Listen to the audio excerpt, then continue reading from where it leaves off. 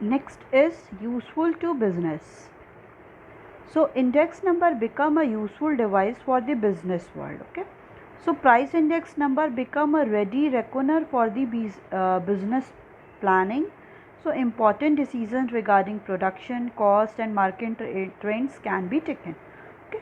तो जो index number होता है वो बहुत इम्पॉर्टेंट डिवाइस है बेसिकली फॉर द बिज़नेस के लिए, क्योंकि बिज़नेस में क्या होता है कि फ्लक्चुएशंस बहुत ज़्यादा होते हैं. तो through the index number we can easily know the business planning as well as कि उसको हम देख सकते हैं कि किस ईयर में हमारा कितना प्रोडक्शन हुआ था या फ्यूचर में हम कितना उससे प्रोडक्शन कर सकते हैं. जो ये हम डिफरेंट टेक्निक्स को यूज़ कर रहे हैं वो कितनी ज़्यादा प्रॉफिटेबल है कि लास्ट ईयर कितना प्रोडक्शन हुआ था उसको हम कंपेयर कर सकते हैं प्रेजेंट में कितना कंपैरिजन हुआ है. तो अगर ये पॉजिटिव में चेंजेस आ रहा है, पॉजिटिव हुआ तो हम इसको क्या है आगे कंटिन्यू करेंगे. अगर ये पॉजिटिव नहीं हुआ, ये यूज़फुल नहीं हुआ तो हम इसको क्या करेंगे आगे कंटिन्यू नहीं कर सकते हैं. ठीक है. तो ये सारे क्या हैं बिज़नेस के लिए भी ये बहुत ही यूज़फुल है कि it is the very useful device for the business world के लिए बहुत यूज़फुल है. And it is also become very easier for the business planning कि अगर कोई भी बिजनेसमैन बिज़नेस प्लानिंग करने जा रहा है कि वो कितना प्रोडक्शन करेगा, कितना आउटपुट प्रोड्यूस करे, कितना वो इनपुट लगाए, तो उस चीज़ को वो क्या कर सकता है प्रीवियस के प्रोडक्शन से कंपेयर कर सकता है. प्रीवियस के प्रोडक्शन से कंपेयर करने का मतलब है कि लास्ट ईयर उसने जितना प्रोडक्शन किया, इतने इनपुट लगाए तो उसको इतना आउटपुट मिला. अभी भी वो ये देख सकता है कि हाँ अगर लास्ट ईयर मैंने इतना इनपुट लगाया तो इतना आउटपुट प्रोड्यूस हो सकता है. तो अगर आउटपुट ज़्यादा प्रोड्यूस करना है तो वो ज़्यादा इनपुट लगा सकता है, उसके अकॉर्डिंग ज़्यादा प्रोड्यूस भी कर सकता है. तो important decision regarding production, cost, market trends can be taken. अब जो भी इम्पॉर्टेंट डिसीजन है कि कितना प्रोडक्शन करना है या कितना ज़्यादा कॉस्ट आएगा, कि जो भी वो कॉस्ट ऑफ प्रोडक्शन कितना ज़्यादा आएगा, एज वेल एज़ मार्केट में ट्रेंड क्या है कि लोग किस टाइप के प्रोडक्ट को डिमांड कर रहे हैं, उसी टाइप के सप्लायर भी क्या चाहेगा कि वो वैसा ही क्या करे गुड्स की सप्लाई भी करे. तो ये सारा क्या है इंडेक्स नंबर बहुत ज़्यादा यूज़फुल हो जाता है for the businessman. Next one is useful to assess exports and imports. So index number prepared for the measuring changes in export and import provide useful information concerning the foreign trade. Accordingly, policies regarding the foreign trade can be formulated. So it is useful measure to keep a control on our foreign exchange reserve by encouraging inflow of the foreign exchange and discouraging the outflow of foreign exchange. ठीक है. ये आपको पता ही है कि import और export क्या होता है. एक्सपोर्ट मतलब कि हम क्या करते हैं, हम अपने प्रोडक्ट को क्या है दूसरे कंट्री में भेज रहे हैं. ठीक है. उससे हमें क्या मिलता है करेंसी मिलती है, मतलब फॉरेन करेंसी मिलती है. ठीक है. हम कोई भी अपने गुड्स को सोल्ड आउट करेंगे किसी भी फॉरेन कंट्री में तो हमें क्या मिलेगा, कुछ रिटर्न मिलेगा. इम्पोर्ट क्या होता है कि जब हम किसी और कंट्री से अपनी कंट्री में गुड्स को मंगाते हैं. ठीक है. तो ये क्या कह रहा है कि index number prepared a measuring change in export and import. Index number क्या करता है, प्रिपेयर करता है मेजरिंग चेंज जो भी चेंजेस हैं इम्पोर्ट और एक्सपोर्ट में, providing the useful information concerning the foreign trade. कि वो यूजफुल इंफॉर्मेशन प्रोवाइड करता है कि कितना इम्पोर्ट करना चाहिए, कितना हमें एक्सपोर्ट करना चाहिए, लास्ट ईयर कितना ज़्यादा हुआ था. अगर अब हम ज़्यादा इंपोर्ट करेंगे तो हमारे लिए लॉस हो सकता है, क्योंकि इंपोर्ट करने का मतलब है कि हमारे कंट्री की जो करेंसी है वो बाहर जा रही है, तो हमको ये क्या है लॉस हो रहा है. So accordingly policies regarding the foreign trade can be formulated. Okay. कि उसके अकॉर्डिंग क्या है पॉलिसीज़ क्या है फॉर्मुलेट होगी फॉरेन ट्रेड की, कि जैसा भी कंडीशन देखा जाएगा मार्केट में कैसा है फॉरेन ट्रेड की, क्या कंडीशन है इंपोर्ट और एक्सपोर्ट की, तो उसी के अकॉर्डिंग जब हम प्रीवियस की जो भी इंपोर्ट और एक्सपोर्ट है उससे हम कंपैरिजन कर लेंगे, कंपेयर कर लेंगे, तो हमें उसका वो सिनेरियो पता चल जाएगा कितना हमें प्रोडक्शन करना है, कितना हमको इंपोर्ट करना है, कितना हमको एक्सपोर्ट करना है. So it is a useful measure to keep control on our foreign exchange reserve. ये बहुत यूज़फुल मेजर है इंडेक्स नंबर कि हम अपने फॉरेन एक्सचेंज रिजर्व को, जो भी फॉरेन एक्सचेंज रिजर्व का मतलब क्या है कि हम लोग बेसिकली ये देखते हैं कि फॉरेन करेंसी होती है, ठीक है, जो भी हम गुड्स को इंपोर्ट और एक्सपोर्ट करते हैं तो वो ट्रांजैक्शन किस में होता है, हमेशा ही वो ट्रांजैक्शन आपका फॉरेन करेंसी में होता है। तो ये बहुत यूज़फुल मेजर है कि हमें कितना फॉरेन करेंसी को, फॉरेन एक्सचेंज को एज अ रिजर्व रखना है by encouraging inflow of the foreign exchange. Inflow of the foreign exchange का मतलब है कि जब हम गुड्स को क्या करेंगे, एक्सपोर्ट करेंगे, बाहर भेजेंगे, तो हमको क्या है, रिटर्न मिलेगा, हमें पैसा मिलेगा। तो इसका मतलब क्या हुआ, फॉरेन करेंसी का हमारे यहाँ इनफ्लो हो रहा है। And discouraging the outflow of foreign exchange. Outflow of foreign exchange का मतलब क्या है कि अगर हम गुड्स को क्या कर रहे हैं, इम्पोर्ट कर रहे हैं, बाहर से हम मंगा रहे हैं, तो हमारी कंट्री की करेंसी क्या है, वो बाहर जा रही है। तो ये हमारे लिए अच्छी कंडीशन तो है नहीं ना कि हमारा पैसा किसी और कंट्री में जाए। हमें किसी और कंट्री से पैसा मिलेगा तो ये हमारी अर्निंग होगी, ये हमारा रेवेन्यू होगा। बट अगर हमारा क्या है, करेंसी बाहर जा रही, आउटफ्लो हो रहा है, तो ये इसको क्या करना चाहिए, डिस्करेज करना चाहिए। नेक्स्ट कह रहा है, useful to the government. So index number help in comparing changes and studying the trend. Index number क्या करता है, ये हेल्प करता है कि जो भी कंपेयर करने में जो भी चेंजेस हो रहे हैं और स्टडिंग द ट्रेंड, जो भी ट्रेंड है उसको स्टडी करने में, और जो भी चेंजेस आ रहे हैं उसको स्टडी करने में इंडेक्स नंबर क्या करता है, हेल्प करता है। So based on these trend government of a country can, कि ये किसी भी ट्रेंड पे बेस होकर गवर्नमेंट क्या कर सकती है, it determine the fiscal policy, monetary policy and the foreign trade policy. ठीक है, देखिए ये जो पॉलिसी होती है फिस्कल पॉलिसी क्या होती है, it is the policy which is introduced by the और which is done by the government of India. Government है किसी भी कंट्री की, इंडिया की, वो करती है। इसमें क्या होता है, बेसिकली गवर्नमेंट ये देखती है कि उसके क्या सोर्सेज हैं इनकम के, कहाँ से उसको पैसा मिल रहा है और कहाँ पे उसको कितना एक्सपेंडिचर करना है। तो फिस्कल पॉलिसी कौन रेगुलेट करता है, गवर्नमेंट ऑफ इंडिया करती है।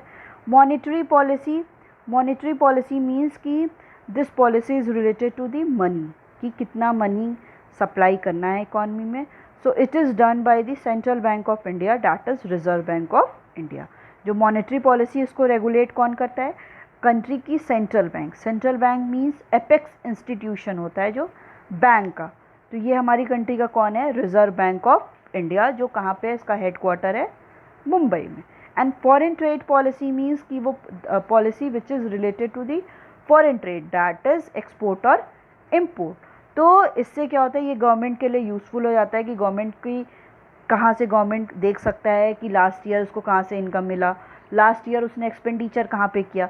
सो through which we can the government can manipulate all the things, कि उसको कहाँ से ऐसे और सोर्सेज हैं कि वो ज़्यादा से ज़्यादा अपनी इनकम को बढ़ा सके, एक्सपेंडिचर को वो इतना ज़्यादा करे, but it should not more than the income.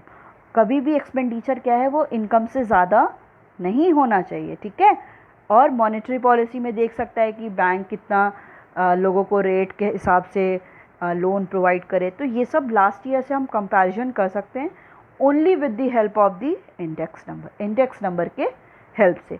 और फॉरेन ट्रेड पॉलिसी हमने पढ़ाई कि इंपोर्ट और एक्सपोर्ट में क्या करता है, ये वेरी यूजफुल हो जाता है। So it determine the level of output, income, employment for the country. अब ये जो इंडेक्स नंबर है वो क्या करता है, वो हेल्प करता है कि कितना आउटपुट प्रोड्यूस करना है, लेवल ऑफ आउटपुट कितना होगा, कंट्री की इनकम क्या होगी, इनकम क्या है, और एम्प्लॉयमेंट, कंट्री में कितना लोगों को एम्प्लॉयमेंट अपॉर्चुनिटीज़ है, लोगों को कितनी एम्प्लॉयमेंट मिल रही है। So it formulate wage policy by bringing increment in the wages in order to enable the wage earner maintain standard of his living.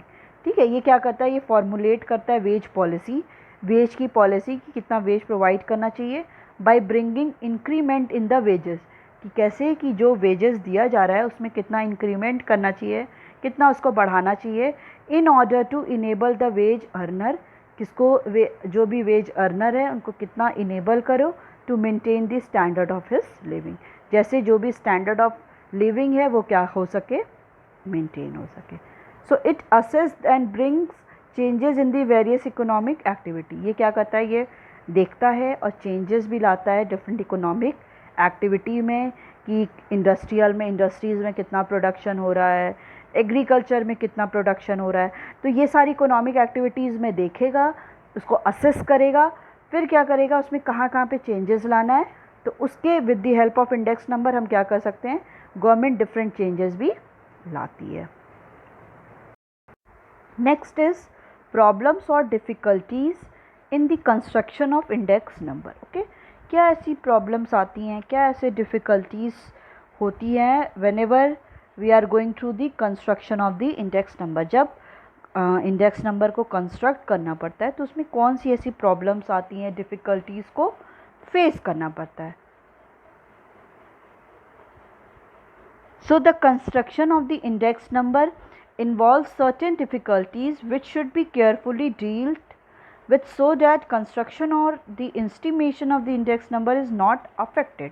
कि जो भी construction index number का उसमें क्या है, बहुत सारी certain difficulties आती हैं which should be carefully dealt, वो क्या हो, carefully deal करना चाहिए so that construction or the estimation of the index number is not affected। कि जो भी डिफ़िकल्टीज़ आ रही हैं हमें क्या करना चाहिए, उन सारी डिफ़िकल्टी को बहुत केयरफुली डील करना चाहिए। कि जैसे क्या हो कि जो भी कंस्ट्रक्शन करना हो, इंडेक्स नंबर को एस्टीमेट करना हो, तो उसको एस्टीमेट करते टाइम कोई भी प्रॉब्लम ना आए। So some major difficulties are as given under. Some major difficulties हैं, वो क्या हैं, first one is purpose of construction of index number, कि किस पर्पस से जो इंडेक्स नंबर है वो बन रहा है। So the purpose of the construction of index number should be clearly and rigidly defined. कि जो कंस्ट्रक्शन, जो पर्पस है, किस पर्पस से इंडेक्स नंबर बन रहा है, वो क्या होना चाहिए, वो क्लियरली और रिजिडली, वो एकदम डिफाइन होना चाहिए कि वो क्यों बन रहा है। ऐसा नहीं कि बनाने बैठ गए इंडेक्स नंबर और पता ही नहीं है कि हमें करना क्या है। तो इसके लिए क्या है, वो एकदम स्ट्रिक्टली डिफाइन होना चाहिए, वो स्ट्रिक्टली उसको फॉलो करना चाहिए, वो क्लियरली एकदम मेंशन्ड हो कि for what purpose we are making the index number. So it is because there is no all purpose index made. Because ये इसलिए होता है कि because there is no all purpose index made, because हर एक purpose के लिए हम इंडेक्स नंबर को नहीं बना सकते हैं। ठीक है, जब हमें क्या है, बेस ईयर और प्रेजेंट ईयर को, करेंट ईयर को, बेस ईयर को और प्रेजेंट ईयर या करेंट ईयर को कंपेयर करना होता है कि कितना प्रोडक्शन, आउटपुट, ये सब को देखना होता है। तो हम उस पर्पस से के लिए क्या करते हैं, इंडेक्स नंबर को प्रिपेयर करते हैं। So the every index number prepared has a specific use, क्योंकि हर एक जो इंडेक्स नंबर बन रहा है उस इंडेक्स नंबर का क्या होता है, कुछ स्पेसिफिक यूज़ होता है। अब ऐसा नहीं है कि कोई एक इंडेक्स नंबर बनाया हम उसको हर जगह एग्जीक्यूट कर दें, इट इज़ नॉट पॉसिबल। उसके लिए क्या है कि हर एक का एक स्पेसिफिक यूज़ होता है। So if purpose of index number is not clearly defined, अगर जो इंडेक्स नंबर का पर्पस है वो क्लियरली डिफाइन नहीं है, it will be wasted of time and efforts. ये क्या हो जाएगा, ये टाइम का वेस्ट हो जाएगा एज वेल एज आपके एफर्ट्स का भी वेस्ट हो जाएगा। इसमें दोनों ही क्या आ जाएगा, वेस्ट हो जाएगा। For example, to construct the consumer price index, जब क्या है कंज्यूमर प्राइस इंडेक्स बनाने जा रहे हैं, we should take retail prices of the various item. हमें क्या करना है, कंज्यूमर प्राइस बनाने जा रहे हैं तो हम उस कंडीशन पे जो रिटेल प्राइस है, कंज्यूमर प्राइस इंडेक्स मतलब कि हम जब कंज्यूमर के पर्सपेक्टिव से ये देखने जा रहे हैं कि जो वो कमोडिटी को परचेज़ कर रहे हैं तो वो कितने की प्राइस की है, तो हम उसमें क्या करेंगे, रिटेलर जो रिटेलर होते हैं, जो डायरेक्टली कंज्यूमर को गुड्स को देते हैं, हम उस प्राइस से जाएंगे। जैसे आपको पता है, मैंने बताया है कि कोई भी गुड्स क्या होता है, वो चेन के थ्रू जाता है। सबसे पहले वो मैन्युफैक्चरर के पास, देन होलसेलर के पास and then retailer, and after that उसका मेन जो डेस्टिनेशन है वो कंज्यूमर का। तो जब कंज्यूमर के प्राइस इंडेक्स को देखा जाता है तो हम क्या प्राइस करेंगे, लेंगे जो रिटेलर ने उसको प्राइस डिसाइड किया। क्योंकि कोई भी गुड्स अगर मैन्युफैक्चरर के पास 10 रुपीज़ की बनी तो होलसेलर के पास 15 की जाएगी और इसके पास रिटेलर के पास 20 की जाएगी और अराउंड 25 रुपीज़ कंज्यूमर के पास जाएगी। तो हम क्या करेंगे, हम ये जो प्राइस है ये 25 रुपीज़ हम रिटेलर वाले के देखेंगे, क्योंकि डायरेक्टली कौन कंज्यूमर को देख रहा है, डायरेक्टली कौन कंज्यूमर को गुड्स को सोल्ड आउट कर रहा है, रिटेलर कर रहा है। हम होलसेल प्राइस को नहीं ले सकते, क्योंकि होलसेल प्राइस में वो गुड्स 20 रुपीज़ की थी, 15 रुपीज़ की थी, और उसके पास 25 रुपीज़ की आ रही, तो वो 10 रुपीज़ का डिफरेंस हो जा रहा है। इसलिए हम क्या करते हैं, वो जो प्राइस है वो हम रिटेल प्राइस लेते हैं, इंक्लूडिंग फूड का जो आइटम हम ख़रीद रहे हैं, हाउसिंग का भी जो हाउस लोग ले रहे हैं, एजुकेशन का भी, क्लोथिंग का भी। तो ये सारा क्या है, जो रिटेल प्राइस है हम उसी को ही लेंगे। If by mistake we have taken the wholesale prices, अगर हमने गलती से क्या है होलसेल प्राइस को ले लिया है, इसका मतलब एक मिनट, अगर हमने गलती से क्या है होलसेल प्राइस को ले लिया है, the purpose of the construction of consumer price index will fail. जो हमारा पर्पस था कंज्यूमर प्राइस इंडेक्स को बनाने का, वो फेल हो जाएगा, क्योंकि हमें क्या है, जो रिटेलर ने जो अमाउंट में गुड्स को सोल्ड आउट किया है कंज्यूमर को, हमें वो अमाउंट लेना है, हमें होलसेल प्राइस को नहीं लेना है। ठीक है। नेक्स्ट कह रहा है selection of the base year. Selection of the base year. So index number measure changes in the magnitude of the variables over time with reference to the base year. Index number क्या करता है, वो measure करता है, change measure करता है in the magnitude of the variable। जो भी variables हैं उनके magnitude में change देखता है over the time, जो भी time period है, with reference to the base year। जो base year है उसी के reference में वो कितना डिफरेंट वेरिएबल्स के मैग्नीट्यूड में चेंज हुआ है वो उसको देखता है। ठीक है। So in other words base year is the period with respect to which change is measured. ठीक है। जो बेस ईयर होता है वो पीरियड होता है जिसके रिस्पेक्ट में with respect to changes measures, कि जिसके रिस्पेक्ट में हम जो भी चेंज हो रहा है हम उसको मेजर करते हैं। फॉर एग्ज़ाम्पल क्या होता है, जैसे कि हम कोई भी आज की चीज़ को हम कंपेयर करें कि 2002 में प्रोडक्शन कितना हुआ है, तो हम उस चीज़ को किसी ईयर के साथ कंपेयर करेंगे, जिसके साथ हम कंपेयर कर रहे हैं उसी को हम बेस ईयर कह रहे हैं। So following guidelines are to be observe while determining the base year. ठीक है। अगर हम क्या करेंगे, बेस ईयर को सेलेक्ट करेंगे। अब मेन फंक्शन और मेन टॉपिक हो जाता है कि हम बेस ईयर को किस बेसिस पे सेलेक्ट करेंगे। अगर हम 2020 को देख रहे हैं तो 2020 में हम बेस ईयर कौन सा लेंगे, 2014 लेंगे, 2013 लेंगे, 2018 लेंगे। तो इसके लिए भी क्या है, एक हम लोग को डिटरमाइन करने के लिए देखना पड़ता है। तो इसमें कंडीशन दे रहा है the base year should be a normal year. जो बेस ईयर हो वो क्या हो, वो नॉर्मल ईयर हो। ठीक है।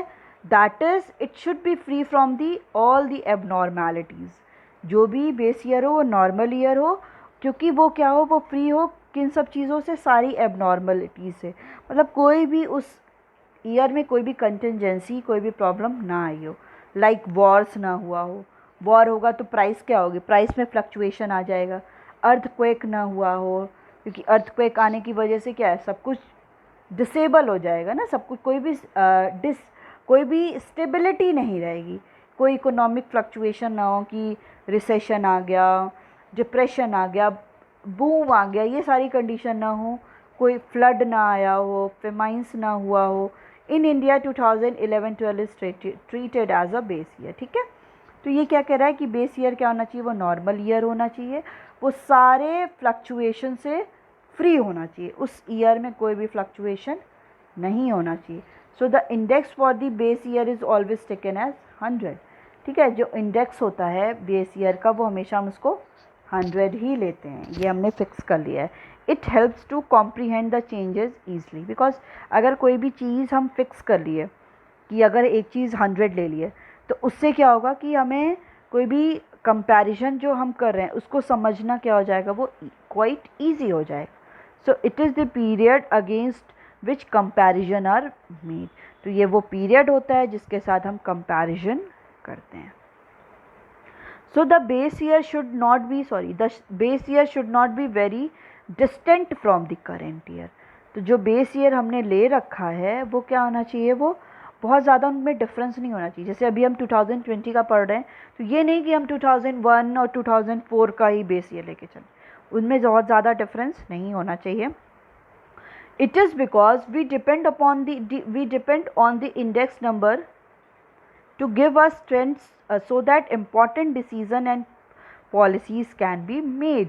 ये इसलिए कि हम क्या होते हैं, हम इंडेक्स नंबर पे ही डिपेंड होते हैं कि जो भी ट्रेंड के थ्रू कि क्यों क्या करता है, वो इम्पॉर्टेंट डिसीजन बताता है और पॉलिसीज़ बताता है जो हमें बनानी है। If there is too large difference between the base year and the current year, अगर ये जो डिफरेंस है बेस ईयर और करेंट ईयर का वो बहुत ज़्यादा हो जाएगा, that the purpose of construction of index number will be defeated. तो जो पर्पस है कंस्ट्रक्शन नंबर को प्रिपेयर करने का, कंस्ट्रक्ट करने का इंडेक्स नंबर का, वो क्या हो जाएगा, वो फेल हो जाएगा। ठीक है, वो मेन जो उसका मेन मोटिव था वो उससे शिफ्ट होके वो कोई और ही आंसर देना था। तो इसलिए जो डिफरेंस है बेस ईयर और करेंट ईयर का वो बहुत ज़्यादा नहीं होना चाहिए। ठीक है, देखिए यहाँ पे एक एग्जांपल दे रहा है। For example, wait a minute, for example if index number for the year 2008 is 220 compare to base period 2000। ठीक है, इंडेक्स नंबर क्या है, इंडेक्स नंबर 2008 का कितना है, 220, और जब हम इसको कंपेयर कर रहे हैं 2000 से, it would mean that the price have increased by the 120%, because मैंने बताया था क्योंकि 2000 जब हम बेस ईयर लेंगे, वेट अ मिनट, यस, जब हम बेस ईयर लेंगे तो उसका हम हमेशा ही 100 लेंगे, और 2008 करेंट ईयर में 2220 दिया है। तो इसका ये मतलब हो गया कि प्राइस कितने से इंक्रीज़ हो रही है, price is increase by the, अभी आपका बेस ईयर में हम 100 ले लेंगे, हमेशा ही लेंगे, और 8 में 2020 है, तो इन दोनों का डिफरेंस कितना हो गया, 120। मतलब प्राइस क्या है आपकी 120% इंक्रीज़ हो रही है। In other word, same basket of goods is 2008 cost 1.2 times as much as in 2000। ठीक है, इसका ये मतलब हुआ कि वही गुड्स जो प्राइस हम उस टाइम 2000 में 100 का ले रहे थे, अब वो क्या है 2008 में वो 2008 में हम 220 का ले रहे हैं, मतलब कि 1.2 टाइम्स वो क्या हो गया है, इंक्रीज़ कर गया है। ठीक है, अगर हम करेंगे तो ये 1.2 टाइम्स क्या हो गया है, वो इंक्रीज़ कर गया है। तो ये आपका क्या बताता है कि हमें क्या है कि बहुत केयरफुली सेलेक्ट करना चाहिए। So the base